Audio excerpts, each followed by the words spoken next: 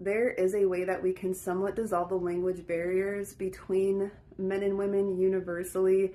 This is somewhat of a way that it protects the women, and it also protects the men. It protects the women from being approached if she does not want to be. It protects the men from rejection, and also protects both person's time. There is nothing more valuable that we have here than time. And how this was displayed to me was when I moved to a different part of the state. I moved to a different city that was more upscale and very well to do and very business oriented there. And I noticed that every time I went out to the grocery store, out in public in general, the men, if they wanted to approach me, they would look to me to get the go ahead first. And it really reminded me of hearing way back in the day how women would drop their handkerchief, and that meant that she did want to be approached. This kind of gave the signal. Well, every time I went in public, the men would look to me first to get the go ahead without wasting anyone's time.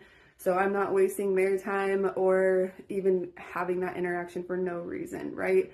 So language barrier is different in different cultures, different countries, but also by different towns. And I communicate with animals and with nature, and that is removing the language barrier, that I am able to understand what they are saying, even though they don't speak English. So this was much different than where I was living before this.